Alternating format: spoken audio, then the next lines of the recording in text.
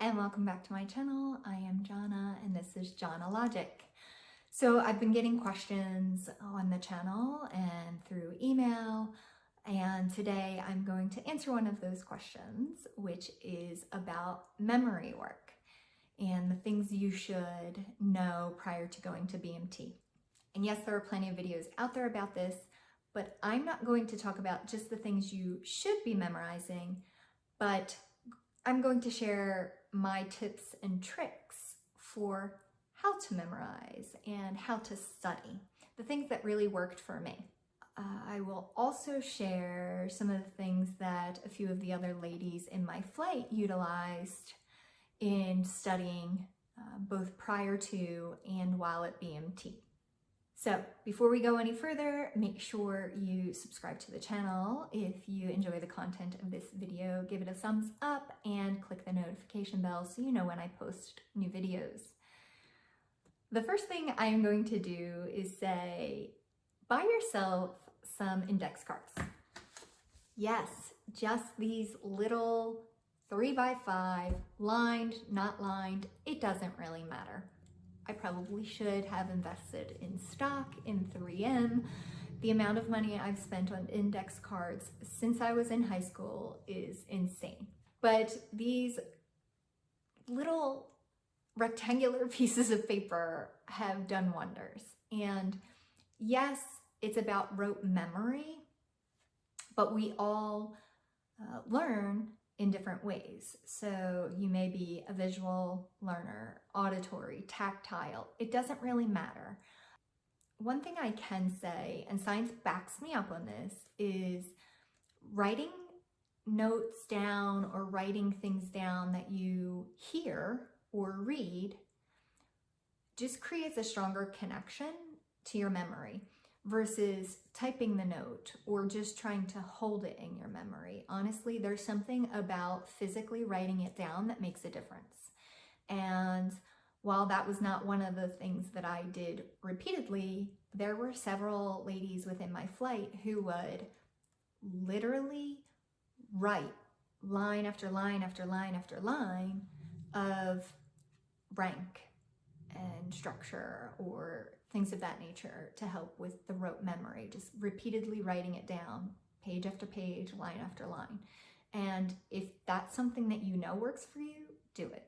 The index cards, there's a couple of different things going on here. One, I am writing information down. So I am transferring information from what I've looked at online or a piece of paper I've printed out onto something else. So there is that part of writing it down that does help.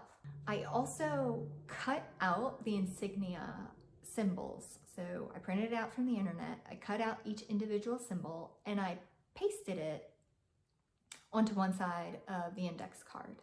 And then on the other side is where I wrote all the related information. So not just whether the symbol was for a captain, but I also indicated what part of the hierarchy they were. So it's divided into enlisted and officer, and then each of those is further divided, and you can look those up. But when it comes to enlisted, you'll see it's junior enlisted, then NCOs, then senior NCOs. And so you want to make sure you have that information as well as the pay grade. I listed all of the related information to a particular insignia on the opposite side of the picture. So I had both the visual side of it as well as writing it down and reading it. Then there came the Airman's Creed. And again, for me, I did write that down onto note cards, but I did divide it by each paragraph. And I want to say there were 4 different paragraphs. So I had 4 different note cards, and I would not move on to the second paragraph or the third paragraph until I had memorized the prior paragraph. So I needed to make sure I had the entire paragraph down before I moved on. And that just made it easier to consume for me. I didn't feel overwhelmed because it was only 4 sentences versus, 12 or 16 sentences to memorize. When it came to the Air Force song, I just downloaded a version to my Pandora, would play it when I drove to the grocery store or when I was getting ready to work out. It's a short song, but just playing it over and over is super easy. And I'm not saying listen to it on repeat for hours on end. I'm just saying once or twice a day I would play it. And it's a really short song. The same thing with the note cards. I didn't beat myself up and study for hours on end. The note cards, once they were done, I would just study about 15 minutes a day. And it wasn't that I had to study long periods of time, but just the repeated activity day in and day out made memorizing it easier. Some of those other tips and tricks are mnemonic devices, such as creating a sentence based on the beginning letter of each rank. An easiest example that's out there is related to the rank of general, and there's 4 of those, and you'll hear them say, "Be my little general."